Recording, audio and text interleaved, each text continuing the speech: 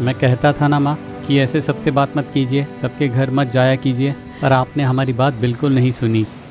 मतलब कोई तो है जो दीदी के विरोध में बोल रहा है। हाँ, मुझे भी ऐसा ही लग रहा है। इसीलिए परमेश्वर आप लोगों से बातें कर रहे हैं। जो समस्याएं इस तरह से आती हैं, वो धूल के समान होती है, उसे झाड़ दो, क्योंकि मैं तुम्हारे संग हूँ, ऐसा प्रभु कहते हैं।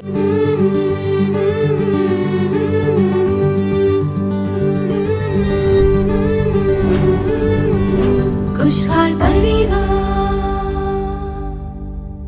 प्रियजनों, प्रभु यीशु मसीह के महान नाम में आपको हमारा प्रेम भरा अभिवादन। हमारे खुशहाल परिवार के हर एक कार्यक्रम में आपसे मिलकर हमें बहुत ही खुशी होती है। स्त्रियों के बीच में एक बड़ी बेदारी आ जाए, उसी एक योजना के तहत प्रभु परमेश्वर इस कार्यक्रम को चला रहे हैं। इस कार्यक्रम के द्वारा परिवार में सलाह देते हुए प्रभु परमेश्वर उन्हें आशीष दे रहे हैं।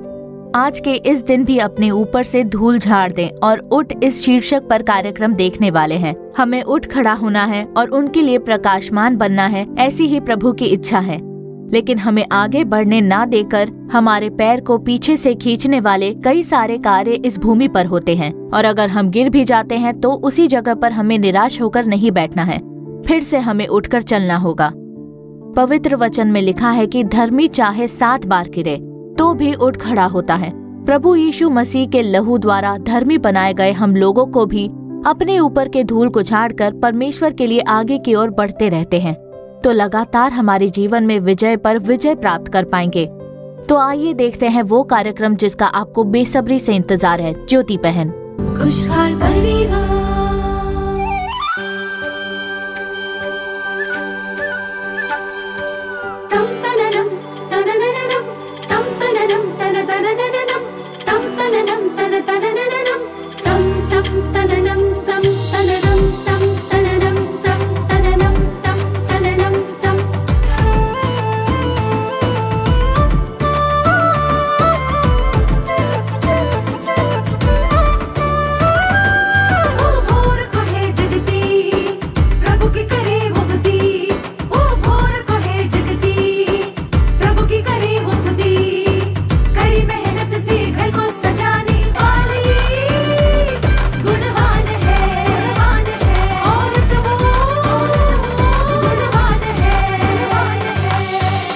ज्योति बहन,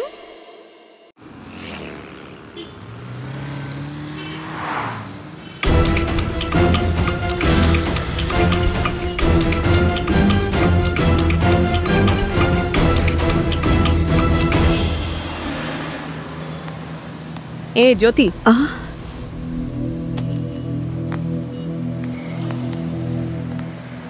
बहन जी, आखिरकार मेरी बेटी को ही पट्टी पड़ा दी ना तूने। हाँ, क्या कह रही हो बहन जी? मैं कुछ समझी नहीं। कुछ नहीं समझी? बहुत अच्छे, जो करना था वो तो कर दिया। आप क्या कह रही हो आंटी? अब कहने के लिए और बचा भी क्या है? तुम्हारी माँ ने मेरी बेटी के कान भर दिए, यीशु को स्वीकारने के लिए बोला, जिसकी वजह से उसके परिवार में बड़ी समस्या हो गई, और उसकी वजह से उसने जहर पीकर जान देने की कोशिश की।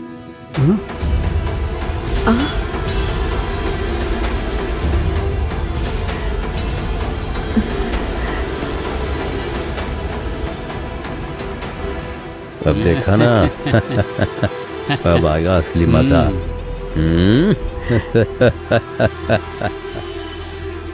तुम पर कितना भरोसा किया था, पर तुमने धोखा दिया है।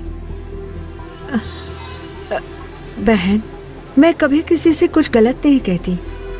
आपकी बेटी से भी मैंने कुछ भी गलत नहीं कहा। आप तो मेरे बारे में अच्छी तरह जानती हो। क्या कभी भी मैंने धर्म परिवर्तन के बारे में आपसे कहा है? बताइए। मुझसे तो नहीं कहा तुमने, पर मेरी बेटी से तो कहा है तुमने।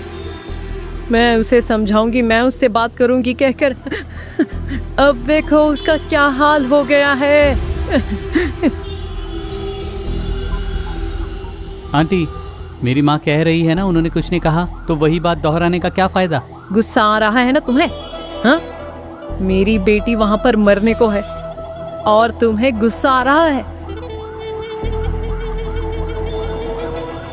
गुस्सा तो आएगा ही, क्योंकि वो मेरी बेटी है। हाँ, अगर यही तुम्हारी बेटी के साथ हुआ होता तो जानती। आप कुछ भी मत कहिए आंटी।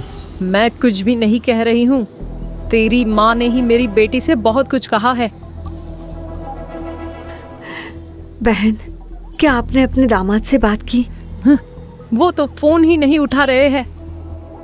फोन उठाएंगे तभी तो मैं उनसे 4 शब्द बोलकर इसका जवाब मांग सकती हूँ। तुझे अगर कुछ कहना है तो ज्योति से जाकर कहना। उसे छोड़कर मेरी बेटी पर क्यों हाथ उठाया ऐसा पूछूंगी मैं। और अब मैं सीधे अस्पताल जा रही हूँ। अगर मेरी बेटी को कुछ हुआ ना तो देख लेना। देखना क्या करती हूँ।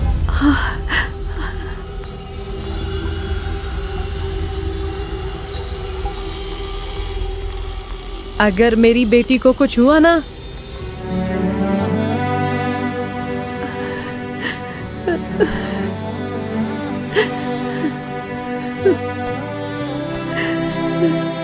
मैं कहता था ना माँ कि ऐसे सबसे बात मत कीजिए, सबके घर मत जाया कीजिए, पर आपने हमारी बात बिल्कुल नहीं सुनी।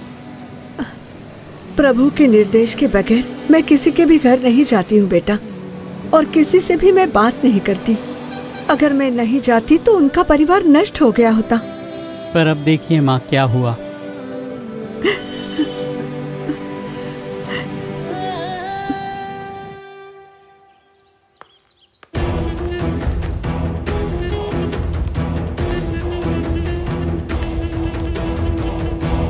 भैया, जैसे आपने कहा था आग बराबर लगा दी। अरे क्या माँ जी, आपकी बेटी ने ऐसा क्यों किया? क्या घर में कोई समस्या है? पता नहीं बेटा, मैं बस उससे ही मिलने जा रही हूँ। मैं जानता हूँ माँ जी। तुम जानते हो? क्या कह रहे हो बेटा? हाँ माँ जी, लेकिन पता नहीं आपको यकीन होगा भी या नहीं। क्या होगा? माँ जी, आपकी बेटी आत्महत्या करने से कुछ दिन पहले ही जाकर ज्योति दीदी से मिली थी। उन्होंने कहा कि अगर समस्या को दूर करना है तो मसीही बनना पड़ेगा और तुम्हारा नाम बदलना पड़ेगा। अच्छा। और वो आपके दामाद को बिल्कुल पसंद नहीं था, इसीलिए दोनों झगड़ते थे। और देखिए, अब तो आपकी बेटी ने जहर पी ली है। ज्योति ने? हाँ, वही ज्योति जिस पर आप इतना भरोसा करती हो। पर आज आपकी बेटी अस्पताल में जीने के लिए संघर्ष कर रही है, लेकिन वहाँ ज्योति दीदी अपने परिवार के साथ बहुत ही खुश है। हाँ? मैं जाकर उस ज्योति को देखती हूँ। उसकी इतनी मजाल। आग तो लगा दी, अभी ही तो आग लगी है। क्या उस आग में ज्योति का नाश न हो?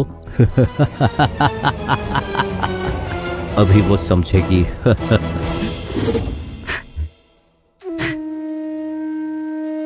देखो ज्योति, ऐसा मत समझो कि मैं तुम्हें सलाह दे रहा हूं।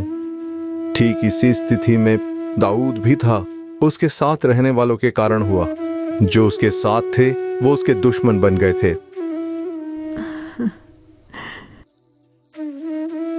लेकिन उन्होंने प्रभु में अपने आप को हिम्मत बंधाई। तुम भी प्रभु परमेश्वर में बलवंत बन जाओ, तभी ये स्थिति बदल जाएगी।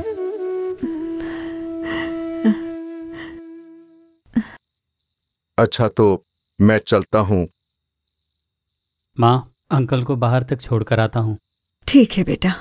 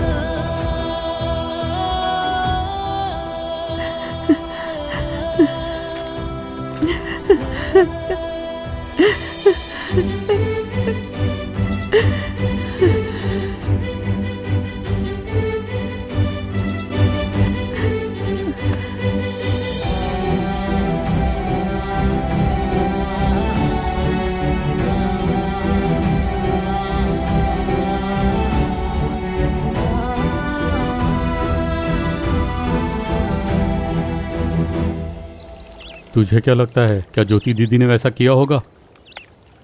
मुझे तो नहीं लगता। मैं दीदी के बारे में अच्छी तरह जानता हूँ। आज तक तो कई बार मेरे साथ भी उन्होंने यीशु के बारे में बहुत कुछ कहा है, पर कभी भी उन्होंने धर्म परिवर्तन के बारे में नहीं कहा। मतलब कोई तो है जो दीदी के विरोध में बोल रहा है। हाँ, मुझे भी ऐसा ही लग रहा है।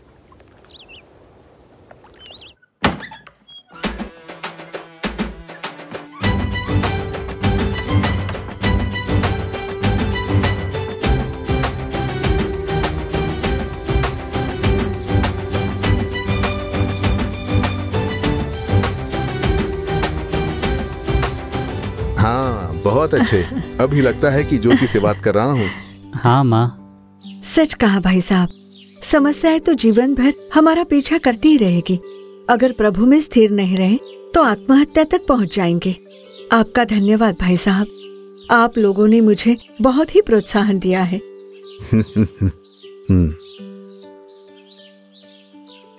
बेटा वो पर्स तो निकालो। कहाँ जा रही हो माँ? पास की गली के नारायण के बेटे की तबीयत ठीक नहीं है, मैं जाकर उस बच्चे को देख कर आती हूँ।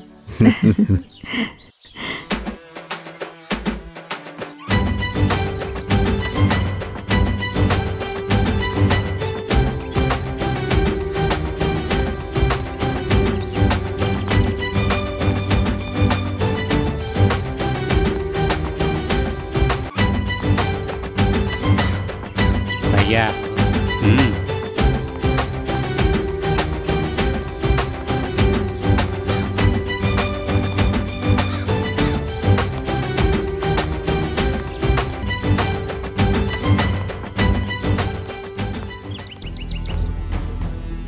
ये क्या हो गया?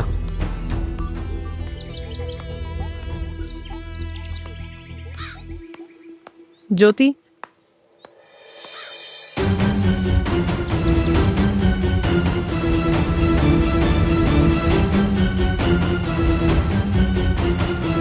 खुशहाल परिवार। तो आपने ज्योति बहन कार्यक्रम देखा। निश्चय ही ये कार्यक्रम आपके लिए आशीष रहा होगा। अब आगे आपके जीवन में आशीष के लिए प्रभु की ओर से सलाह देकर प्रार्थना करने के लिए बहन वसंती पॉल तैयार हैं। प्रार्थना के साथ आप संदेश सुनिए और परमेश्वर का आशीष प्राप्त करें।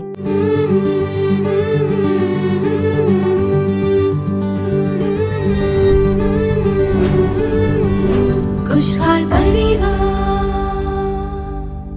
परमेश्वर में हमारे प्रियजनों, प्रभु यीशु मसीह के नाम में आप सभी को मेरा प्रेम भरा अभिवादन बताने में मुझे बहुत ही खुशी हो रही है। पिछले दिनों में इस खुशहाल परिवार कार्यक्रम के द्वारा आपने निश्चय ही आशीष पाया होगा, ऐसी हमारी आशा है। कई लोग अपनी गवाही बता रहे हो और जब मिलते हो तब आप कहते हो कि निश्चय ही परमेश्वर ने इस कार्यक्रम के द्वारा हमारे परिवारों में बड़े ही महिमा के कार्य करते जा रहे हैं। कई चीजों के बारे में हम लोगों ने सीखा है। हमें जिसकी समझ नहीं है वो बात भी प्रभु हमें सिखाते हैं और हमारे परिवार में हम वो कार्य लागू करते हैं। ऐसे जब हम लोगों से सुनते हैं तो मन में बहुत खुशी होती है। तो आज के दिन अपने ऊपर से धूल झाड़ दे और उठ, इस शीर्षक पर हम प्रभु का संदेश सुनने जा रहे हैं। अपने ऊपर से धूल झाड़ दे और उठ। तो यहाँ पर धूल का क्या मतलब है? अभी धूल से भरे संसार में हम लोग जीते हैं। अपने आप से धूल आकर हमारे ऊपर जम जाती है और कभी कभी हम खुद जाकर धूल में बैठ जाते हैं, जिससे हम पर धूल लग जाती है। तो बताइए कि क्या इसी तरह हमें धूल में ही जीवन जीना पड़ेगा? अगर हमारे ऊपर धूल लग जाती है तो हमें बड़ा ही अनईजी लगेगा, फ्री महसूस नहीं होगा। तो ये धूल क्या है? तो ये पारिवारिक बोझ है। अपने पति या बच्चे को लेकर चिंता, कर्ज के बारे में चिंताएं, मन में बहुत ही दुख कि लोगों ने मेरे बारे में ऐसा कह दिया, मेरी सास ने मेरे बारे में ऐसा कह दिया, ये लोग मेरे बारे में ऐसी बातें करते हैं। इन समस्याओं पर मैं किस तरह से प्रबल हो पाऊंगी? ऐसे कई परेशानियां और समस्याएं हम पर आती हैं और आज कई लोग इस तरह की समस्याओं में घिरे हुए हैं और उसके बोझ तले हम उठ नहीं पाते। ऐसे कई संकटों को झेलते हुए हम देखते हैं। इसलिए परमेश्वर आप लोगों से बात करते हैं। इस तरह की जो समस्याएं आती हैं वो धूल समान होती है, उसे झाड़ दो क्योंकि मैं तुम्हारे संग हूँ, ऐसा प्रभु कहते हैं। डर मत, मैं तेरे संग हूँ, ऐसा प्रभु कहते हैं। और भी देखिए, प्रभु कहते हैं कि पीछे क्या हुआ, पहले क्या हुआ, उसे याद मत करना क्योंकि मैं तेरे जीवन में नए कार्य करूँगा, ऐसे प्रभु कहते हैं। पर प्रभु हमारे जीवन में इन समस्याओं को बदलने के लिए हमारा अगला कदम उनकी ओर निकालने में बाधा लाकर, उनकी उपस्थिति में जाने में रुकावट लाकर हम प्रभु की सलाह ना सुन पाए। हर समय बस उन समस्याओं के बारे में ही बात किया जाता है, उन समस्याओं के बारे में ही विचार किया जाता है और उस बोझ को अपने मन में उठाए हुए चलते हुए आज हम देख पाते हैं। तो जरा सोच कर देखिए, आपके परिवार में भी आपके पति ने आपसे कुछ कह दिया होगा, आपकी सास ने आपको कुछ बोल दिया होगा, या आपके रिश्तेदारों ने कुछ बोल दिया होगा, या फिर आप जहाँ पर काम करते हो कोई बात है जो आपके मन में एक बड़ा बोझ लेकर आती है और आपके मन को प्रभावित करने जैसी स्थिति उत्पन्न हो जाती है। इतने सारे लोग अपनी मानसिक स्थिति प्रभावित होकर फिर रहे हैं। अगर उसकी वजह जानने की कोशिश करे तो कोई बड़ी बात नहीं होती है, उसे बड़ा बनाकर बड़े बोझ के तौर पर उसे उठाए हुए हैं। तो इसी तरह हमारे जीवन में हम रोजाना जिस समस्या से गुजरते हैं, हर दिन हमारे जीवन में जो समस्याएं, जो परेशानी आती है, उसे हमारे हृदय को प्रभावित करने, हमारे मन को प्रभावित करने के लिए जगह नहीं देनी चाहिए। उसे धूल के समान झाड़ दे और कहिए, मेरे प्रभु मेरे संग हैं, वो मेरे लिए सब कुछ पूरा करते हैं। परमेश्वर आपसे उसी विश्वास की प्रतीक्षा करते हैं। मैं एक बहन को जानती हूँ, उनके विवाह के पश्चात उनके 2 बेटियां हुई और देखिए, उनकी बेटी पैदा होने तक और उसके बाद भी पति पत्नी दोनों में बहुत ही झगड़े होते थे। वो पति अपनी पत्नी से कहते थे कि मैं तुम्हें देखना भी नहीं चाहता, तुम्हारा चेहरा मुझे बिल्कुल पसंद नहीं है, तुझे देखकर मुझे बहुत क्रोध आता है, मैं तेरे साथ नहीं जीना चाहता, ऐसा हमेशा कहते थे। लेकिन वो जो बहन है वो बहुत ही शांत स्वभाव की थी, उनमें किसी तरह की जिद नहीं थी। लेकिन जब वो भाई साहब अपनी पत्नी को देखते थे, उन्हें बहुत ही गुस्सा आता था, उनके प्रति उनके मन में कड़वाहट थी। वो हमेशा अपनी पत्नी से कहते थे कि मुझे तुम्हारे साथ बिल्कुल नहीं जीना है। तो एक दिन कुछ ऐसा हुआ जब उस भाई साहब ने कहा कि मैं तुम लोगों को छोड़कर जा रहा हूँ, तुम्हारे साथ नहीं रहना है, मुझे ढूंढने की कोशिश मत करना, और वो निकल गए।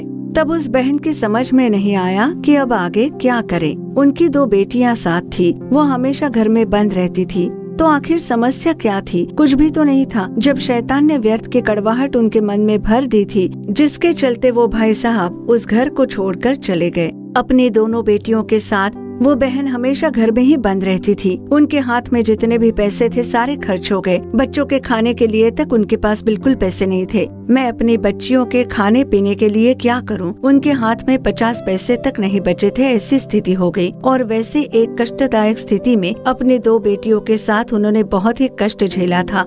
बहुत समय तक अपनी बेटियों के साथ वो अपने घर में ही बंद रही। पर उन्होंने एक दिन सोचा कि प्रभु ने मुझे नहीं त्यागा है, मेरे पति ने ही तो मेरा साथ छोड़ा है, तो मैं प्रभु की उपस्थिति में जाऊंगी। ऐसा कहकर उनके गांव में जो कलीसिया थी, जो सुबह और शाम खुली रहती थी, एक दिन शाम के समय में जब वो कलीसिया खुली तो वहाँ जाकर उनके मन के हर एक दुख, हर एक चिंता, हर एक परेशानी, उनके पति के कहे शब्द, उन सभी चीजों को जिसने उनके दिल को तोड़ दिया था, वो सभी ले जाकर उन्होंने प्रभु की उपस्थिति में एक एक करके कह डाला।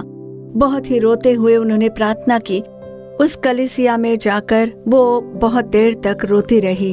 अपने दिल का जितना भी बोझ है उसे वहाँ निकालने के बाद उनके मन में एक खुशी का एहसास हुआ। उन्होंने उस खुशी को महसूस किया। फिर उसके बाद वो लगातार उस कलीसिया में जाने लग गई और प्रभु से कहने लगी कि प्रभु, मेरे पति बिना कारण हमसे दूर हो गए हैं, किसी भी तरह वो हमसे आकर मिल जाएं। मेरे बच्चे अच्छे से पढ़े लिखे, क्योंकि कोई भी कार्य क्यों ना हो, छोटे से छोटा भी क्यों ना हो, वो किसी और को नहीं बताती। तो जब वो घर से बाहर आई, अब देखिए उस पूरे गांव में उसके रिश्तेदार थे और हर कोई आकर यही कहता कि ये अपने पति के संग नहीं रहती है और इसके बारे में बात करके उसकी निंदा और अपमान करते। अगर ये ठीक रहती तो इसके पति क्यों छोड़कर जाते? ऐसे उनके सामने ही उनके बारे में वहाँ के लोग भला बुरा कहने लगे, जिससे उन्हें बड़ी वेदना हुई। और हर एक दिन उस वेदना के बीच वो उस कलीसिया में जाकर प्रार्थना करती। एक दिन नालू बावड़ी में होने वाली सभा के बारे में उन्हें जानकारी मिली और पड़ोस में उन्होंने कर्ज लेकर यहाँ नाके की प्रार्थना में भाग लिया।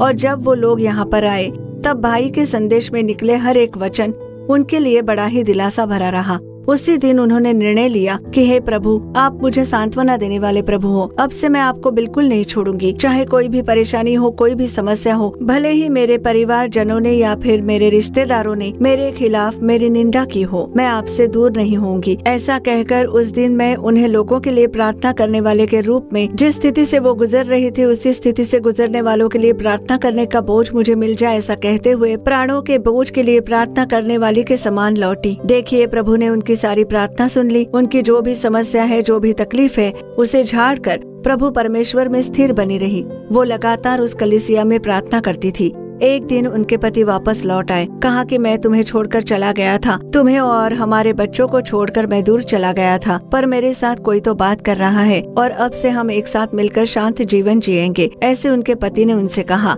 पर उसके बाद वो जो काम करते थे उससे ज्यादा आमदनी नहीं होती और आर्थिक परेशानी के कारण उस बहन ने प्रभु की उपस्थिति में प्रार्थना की। उनके पति छोटे मोटे काम किया करते थे और अचानक से एक दिन किसी ने आकर उनसे कहा कि 2 फ्लैट है, उसे मुझे बेच कर देना, ऐसी किसी ने सलाह दी। तो परमेश्वर ने उसके द्वारा एक रियल एस्टेट की बिजनेस शुरू करने में मदद की और आज के दिन वो बहुत ही आशीषित बन चुके हैं। उनके पास गाड़ी है, अच्छा घर है, बच्चों की पढ़ाई में मदद की, बड़ी बेटी की शादी हो गई, उनकी छोटी बेटी पढ़ाई कर रही है। तो उतने हद तक परमेश्वर ने उस बहन को आशीष दिया।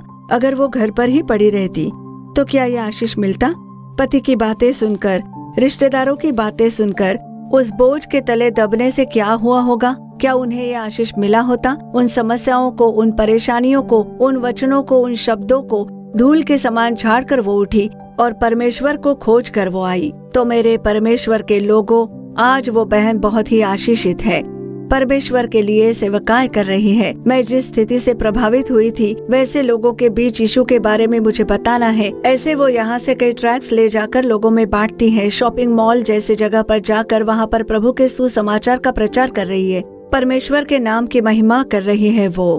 तो मेरे प्यारे भाइयों, प्यारी बहनों, हमें देखने वाले प्रभु के लोगों, परमेश्वर आपसे ही आज बात कर रहे हैं। आप लोग किस चीज को लेकर आज दुखी हुए हो? किस कार्यों को लेकर आप आज वेदना में पड़े हो या परेशान हो? क्या लोगों की बातें सुनकर आप लोग दुखी हो या काम करने की जगह पर ऊंचे ओहदे वाले को लेकर परेशान हो या अपने पति द्वारा, रिश्तेदारों के द्वारा आपको त्यागा गया है? स्थिति चाहे कैसे भी क्यों ना हो, आप जब परमेश्वर को थाम लेते हो, परमेश्वर निश्चय ही आपको आशीष देंगे। देखिए यशायाह 51:7 कहता है, हे धर्म के जानने वालों, जिनके मन में मेरी व्यवस्था है, तुम कान लगाकर मेरी सुनो। मनुष्यों की नाम धराई से मत डरो और उनके निंदा करने से विस्मित ना हो। तो लोग भले ही हमारी निंदा करे या हमें वेदना पहुंचाए तो भी, हमारी बुराई करे तो भी, आप डरिए मत, चिंता ना करें। आपके भय को बदलने, आपकी जितनी निंदा होती है उसी के समान आशीष देने वाले एक परमेश्वर है।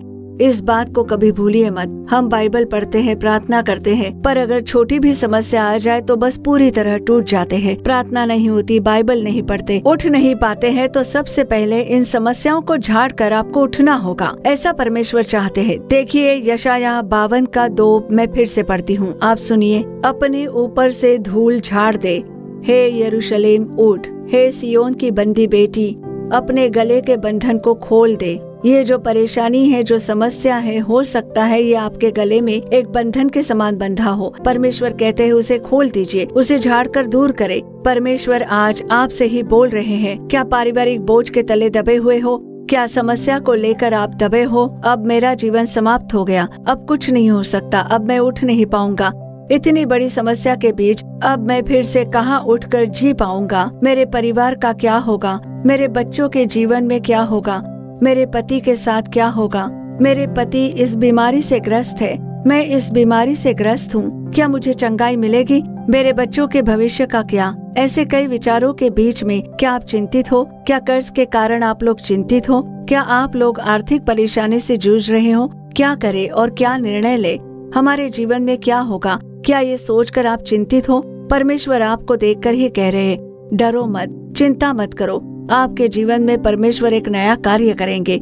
बस आपको एक काम करना है, अपने ऊपर इन समस्याओं को प्रबल होने मत दीजिए, इन्हें अपने हृदय तक पहुंचने ना दे, उसे धूल के समान आप झाड़ दीजिए और यीशु को थाम लीजिए। आज परमेश्वर की उपस्थिति में अर्पण के साथ प्रार्थना करें कि प्रभु इतनी समस्याओं के बीच में कैसे उठ पाऊंगा। आपकी प्रार्थना के लिए परमेश्वर आज उत्तर दे रहे, बस आपको उठना है और प्रभु आपको बल प्रदान करेंगे। अपने ऊपर के धूल को झाड़ कर आप उठने का प्रयत्न करोगे तो काफी है, शैतान शर्मिंदा होकर भाग जाएगा। इस समय में आप लोगों के लिए प्रार्थना करूंगी, उठने के लिए अर्पण कीजिए। सब लोग आंखें बंद कर लेंगे। हे प्यारे पिता, इस अच्छे संदेश को सुनने वाले आपके सभी लोगों के लिए आपकी स्तुति हो। अपने ऊपर से धूल को झाड़ दे और उठ, ऐसी आपने बात की है। और जो कोई समस्या है, चिंता है, लोगों के ऊपर धूल समान जो परेशानियां हैं, जिनके कारण लोग उठ नहीं पा रहे हैं, उनके जीवन की सारी रुकावटें प्रभु यीशु के नाम में आज पूर्ण रूप से बदल जाए। हे प्रभु, वैसे लोगों को खड़ा कीजिए, उन्हें खड़े होने के लिए आप बल प्रदान करें। उनकी परेशानियां, उनकी समस्याएं, उनके शरीर में जो बीमारी है,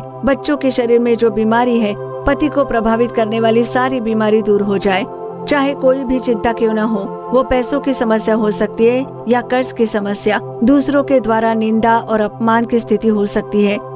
हे प्रभु परमेश्वर, इन्हें खड़ा कीजिए, इन्हें उठाइए परमेश्वर। सारी समस्याओं को धूल के समान झाड़कर अपने लोगों को आप उठाइए परमेश्वर। प्रार्थना की आत्मा से भर दीजिए। इन्हें दुख देने वाले हर एक कार्य पूर्ण रूप से बदल जाए। बच्चों को आशीष देने के लिए आपकी स्तुति हो। आज से मैं तुम्हें आशीष दूंगा, ऐसे कहने वाले प्रभु, आज से इन परिवारों में आपका आशीष बना रहे प्रभु। इन्हें ऊंचा उठाइए, ऐसा आप कर रहे हो, उसके लिए आपका धन्यवाद। हमारी प्रार्थना सुनकर इन लोगों को बल प्रदान करने के लिए, बेदारी में प्रभु के लिए प्रकाशमान बनने के लिए आप सहायता कर रहे हो, उसके लिए आपका धन्यवाद। धन्यवाद। यीशु मसीह के नाम में प्रार्थना करते हैं अच्छे पिता, आमीन आमीन।